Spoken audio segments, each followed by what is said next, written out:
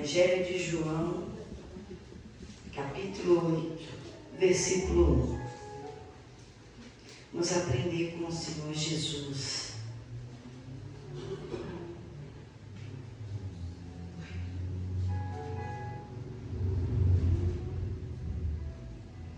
João, capítulo 8, versículo 1. Por gentileza, obreira, pode pegar uma Bíblia aqui para quem precisa, o Luan que precisa de Bíblia. Ah, uma física. Sei que é bom juntinho, mas é bom com a Bíblia na mão. Por gentileza, João, capítulo 5. Se tiver mais alguém que precisa de uma Bíblia, só levantar a mão, vou pedir que leve uma até você. João, capítulo 8, versículo 1. Diz assim a palavra de Deus. Jesus, porém, foi para o Monte das Oliveiras, e pela manhã cedo tornou para o templo, e todo o povo vinha ter com ele, e assentando-se, os ensinava. E os escribas e fariseus trouxeram-lhe uma mulher apanhada em adultério, e pondo-a no meio disseram-lhe: Mestre, esta mulher foi apanhada no próprio ato, adulterando. E na lei nos mandou Moisés que as tais sejam apedrejadas. Tu, pois, que dizes? Isto diziam eles, tentando-o para que tivessem de que o acusar. Mas Jesus, inclinando-se, escrevia com o dedo na terra. E como insistissem, perguntando-lhe, endireitou-se e disse: Aquele que de entre vós está sem pecado, seja o primeiro que atire a pedra contra ela. E tornando a inclinar-se, escrevia na terra. Porém, ouvindo eles isto, acusados pela consciência, saíram um, a começar pelos mais velhos, até os últimos. Ficou só Jesus e a mulher que estava no meio. E endireitando-se Jesus, e não vendo ninguém mais do que a mulher, disse-lhe: Mulher, onde estão aqueles teus acusadores? Ninguém te condenou? E ela disse: Ninguém, Senhor. E disse-lhe Jesus: Nem eu também te condeno. Vai-te e não peques mais. Amém? Pode se sentar.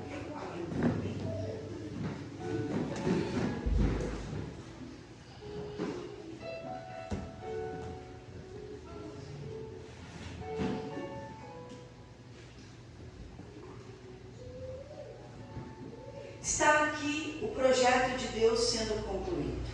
O projeto de Deus é para resgate, para salvação, para perdão dos pecados. O plano de Deus, ele é perfeito.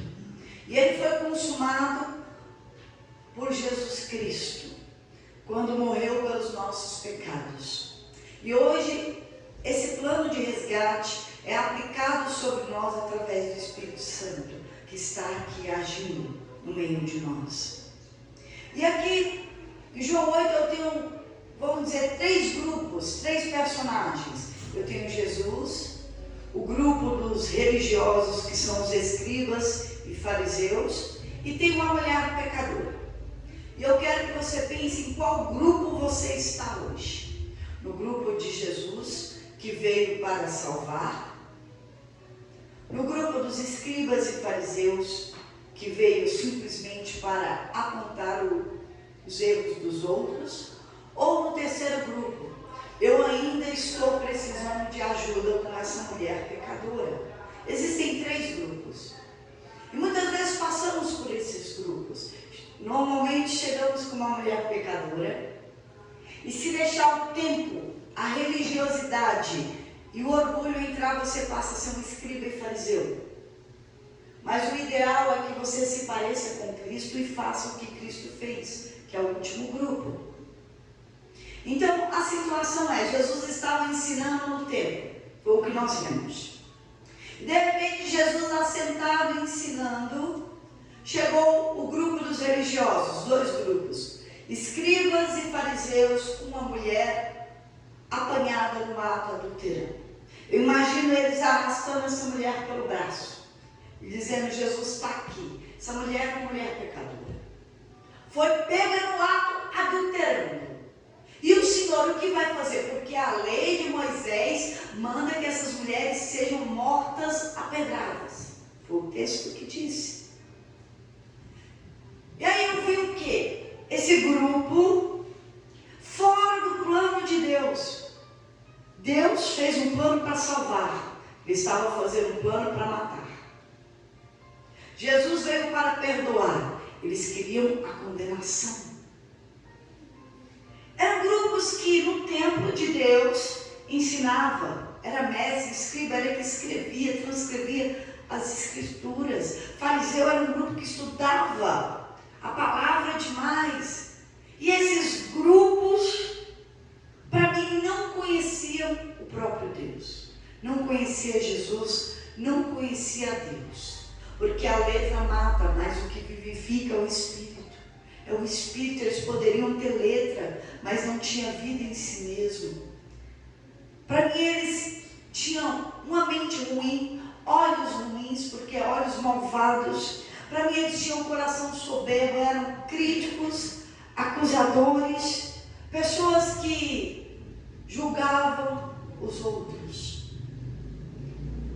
E eles acusando aquela mulher, o objetivo que o texto fala que eles tinham e isto diziam para tentar a Jesus, para falar Jesus que matou, foi Jesus que mandou. Transferiu o pecado deles para Jesus, para criar uma situação de acusação. E quantas pessoas você conhece, ou você conviveu, ou ainda convive com pessoas que ficam fazendo pergunta, te cutucando, para você tomar uma atitude errada, diante do que eles estão fazendo, para te acusar, falar, você fez errado. Foi você, não fui eu só sugeri, quem fez foi você. Pessoas ruins que ficam cutucando Jesus. E tentaram Jesus. E aí, o que você vai fazer agora? Você não está vendo ele, você vai fazer o quê? E insistiram, porque essas pessoas que são más, nesse nível são insistentes, elas não param. Jesus estava sentado no templo, abaixado, escrevendo com seu dedo em terra. E Jesus ouviu tudo o que eles falaram com paciência. Porque antes de qualquer decisão nós temos que ouvir, que meditar, refletir naquilo que está sendo falado. Não precipitar com palavras também. Então Jesus não respondeu e eles começaram a insistir de Jesus. Eu imagino, porque o texto não fala, o que Jesus estava pensando. Enquanto eles falavam e insistiam, eu imagino Jesus orando por eles, por todos. Senhor, ajuda, eles não sabem o que estão fazendo. Ajuda. E insistiram de novo. Então Jesus se endireitou e olhou para aquele grupo de pessoas, os escribas e fariseus, e disse assim: aquele que não tem pecado, atire a primeira pedra contra ela. O que Jesus fez? Uma mulher que realmente era uma pecadora, tinha adulterado sim, foi pega no adultério e estava ali para ser condenada pela lei. E um grupo de pessoas acusando aquela mulher para matá-la. E Jesus olhou para todos igualmente, e disse: aquele que não tem pecado, cada um ore para si mesmo e avalie a tua vida nessa ceia. Examine o homem a si mesmo. Não é para examinar a mulher adúltera, não é para examinar a vida do vizinho, não é para examinar a vida do obreiro, a vida do filho, da filha, do irmão. É para examinar a sua vida. Olha para você.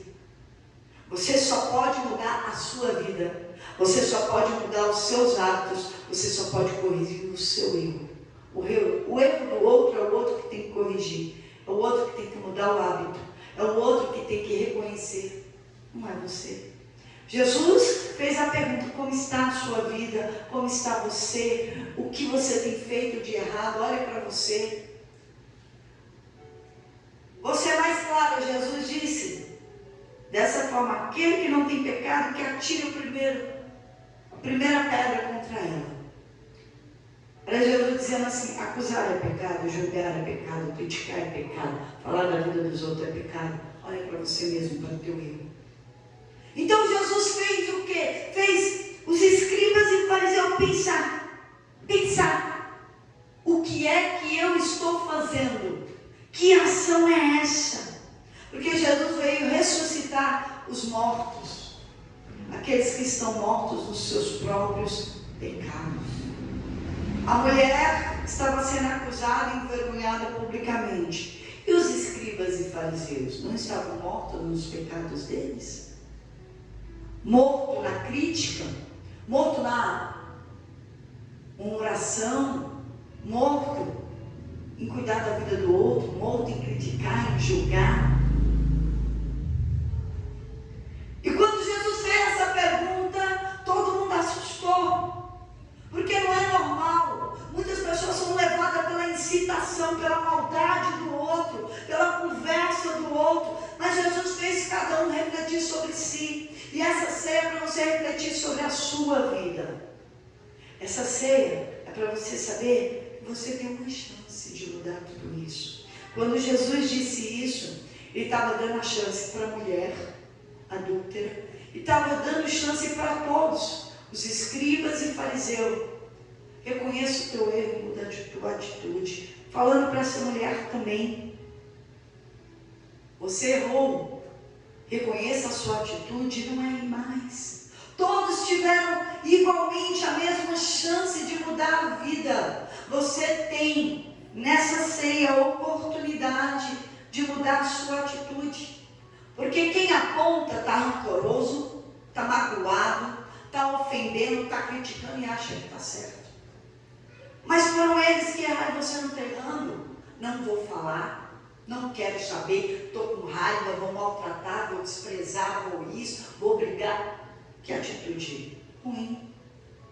Não está bom diante de Deus. Não está bom. O Senhor me falou essa madrugada sobre o perdão. Se você não perdoar quem te ofendeu, você não pode ser perdoado por Deus, pelo teu Pai. Você não pode morar no céu. Não pode morar no céu. O perdão de Jesus veio para todos. Veio a chance para aquela mulher, veio a chance para os escribas e para os fariseus. E para todos nós, a chance é igual de ser perdoado nessa ceia. De ter uma chance de fazer o que é certo. Não é porque o outro errou que eu vou fazer errado também. Não é porque o outro errou que eu vou criticar, que eu vou falar. Se eu critico e falo, eu estou errando também. Eu estou errando também. Então todos foram acusados por Jesus? De forma nenhuma. Jesus não veio acusar ninguém. Ele fez uma pergunta para cada um pensar. Quem não tem pecado, que atire a primeira pedra contra ela. Ele não falou: você é pecador, você é pecador, você é pecador, você não presta. Jesus não disse isso. Mas Jesus disse o quê? Se você não tem pecado, então, opa, peraí, eu preciso pensar, eu tenho ou não pecado? E acusados pela sua consciência, porque a nossa consciência que nos acusa.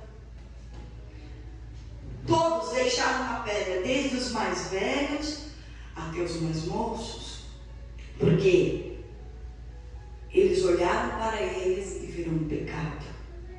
Então deixaram a pedra e foram embora.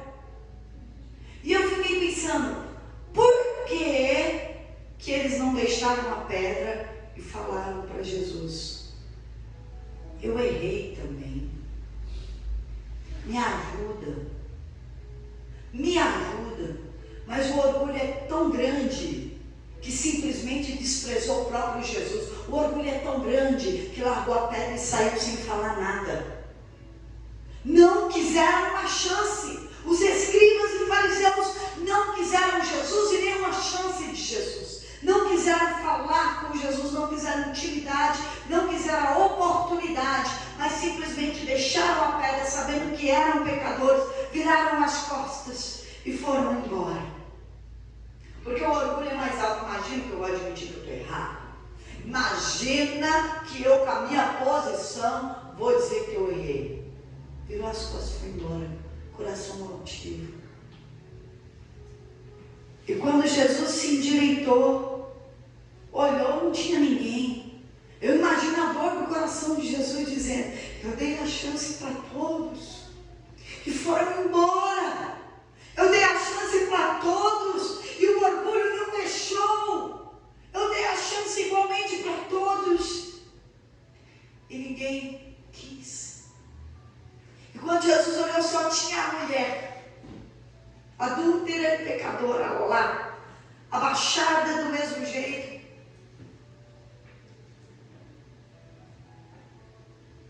Então Jesus falou para aquela mulher: mulher, onde estão os seus acusadores?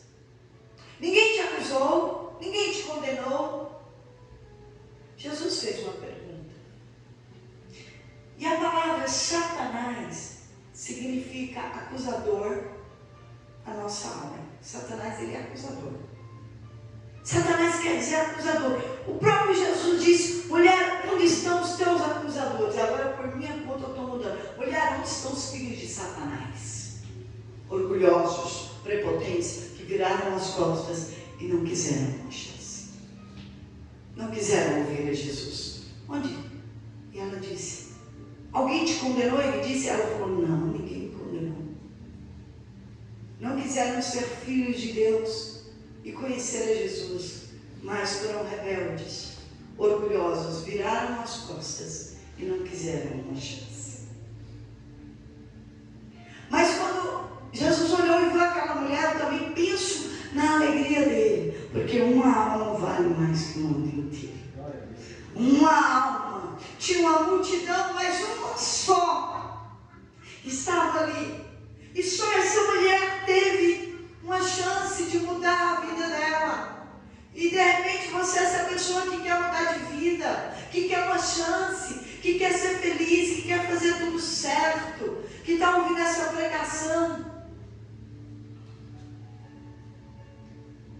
E ela disse: ninguém, Senhor.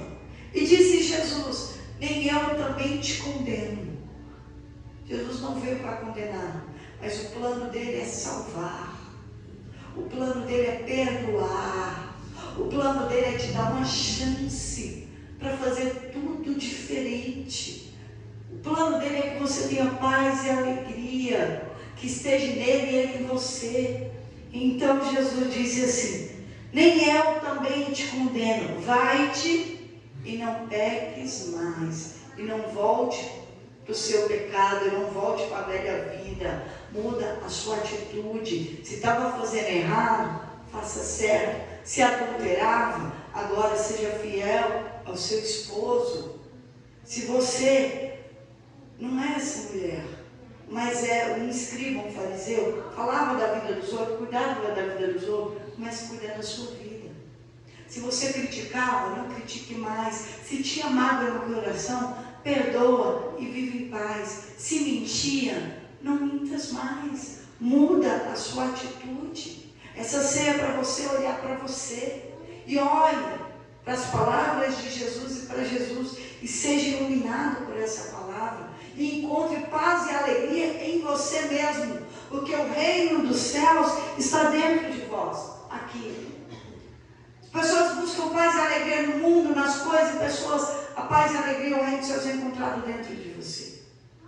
Dentro, não é fora. Quando você arranca a velha vida, quando você arranca de você os maus hábitos, quando você arranca o pecado de você, então você vai ter paz e alegria. Algo que eu sempre digo: ninguém vai para o inferno pelo pecado do outro, você vai para o inferno pelo seu pecado. A tua vida não é ruim pelo que o outro fez, a tua vida é ruim pelo que você faz. Então sou eu que preciso de mudança. Não, minha vida é ruim porque o meu marido, porque a minha mãe, porque o meu filho, porque o meu trabalho. Não. Pelas tuas atitudes. É pelas tuas atitudes. Se você fizer o que é certo, eu duvido que vai dar errado. Se você fizer o que é errado, vai dar tudo errado. A gente só pode colher o que a gente planta. Colher o que a gente planta. Não, pastora, mas a Bíblia fala também que tem coisa ruim que vem para nos provar. Provar para ir para um estágio melhor. Não foi para um estágio melhor, está demorando, tem algo errado. Em quem? Em Deus? Claro que não. Claro que não é em Deus. Porque os escribas e fariseus queriam que Jesus estivesse errado. Jesus nunca esteve e não está errado. Então a chance que ele dá para todos. Cada um tem que olhar para si. Olhar para si. Muitas vezes, não fora de nós, eu vou falar no meio de nós, a pessoa é crítica, faladeira, cuida da vida dos outros, é malvado, é ruim, e acha que está certo, e acha que está com a vida amarga, cheia de mal, e acha que está tudo bem. Briga, enche o saco, acha que está tudo bem, reclama, e acha que é o certo. Não. Eu não tenho o que falar. Reclamar é pecado. Falar da vida dos outros é pecado. Brigar, Deus não é um Deus de briga e de caos, nem de contenda. Deus é um Deus de paz, de ordem. Então é hora de mudar a atitude. Não, eu não mato, não roubo e não adultero. Os escribas e fariseus também não. O pecado, não importa se é grande ou pequeno, a Bíblia chama de pecado. E todo pecado, o salário do pecado é a morte da tua alegria, morte da tua vida, morte da tua felicidade, morte da tua paz. Você precisa ressuscitar dos seus próprios pecados para encontrar paz, alegria e felicidade em sua própria vida. Precisa ter a consciência disso e se levantar com atitudes novas. A chance é para você levantar com atitudes novas, fazer nova vida, nova criatura e se tornar filho de Deus e não filho do diabo, filho de Satanás. A ceia é para filho de Deus que segue a Cristo, seja iluminado por essa palavra, porque chega momentos em nossa vida que nós perdemos o foco, nós perdemos a palavra, nós perdemos a direção e precisamos voltar a um coração puro, a ser humilde, a ter uma consciência limpa, que não tem vergonha de nada, não tem vergonha, porque se o diabo vier acusar, ele não tem argumento para te acusar. A gente tem que andar de cabeça erguida. Eu sempre falo, e se Deus colocasse aqui atrás, nesse fundo, o telão da sua vida, você tem alguma coisa do que se envergonhar? Se as pessoas verem, se todo mundo vê a sua vida, você tem alguma coisa de se envergonhar? Se tem, é isso que Deus quer, que você mude a atitude. É isso que Deus quer, que você mude a atitude. E eu me incluo com vocês, porque eu não sou perfeita, mas eu me esforço diariamente para fazer o certo. Então se esforce para ser alguém melhor, se esforce para ter uma vida melhor, se esforce para ser uma pessoa diferente, se esforce para mudar. Nessa ceia eu falo, Senhor, me ilumina, não me deixa cair no orgulho de achar que eu sou perfeito, que eu não tenho pecado, que eu estou sempre certo. Me ajuda. Porque se você disser só isso, você já está pedindo ajuda para quebrar o seu orgulho. O pecado é o orgulho. O orgulho. Então peça ajuda. Senhor, me ajuda, me ilumina. Onde é que eu estou errando? Porque os outros, claro que eu sei onde o outro é. É fácil. O difícil é descobrir aonde eu erro. Onde eu erro. Porque o problema sou eu. Sou eu. O problema sou eu. Nessa ceia, olha para você e receba essa nova chance. Amém? Amém. Aplauda o Senhor.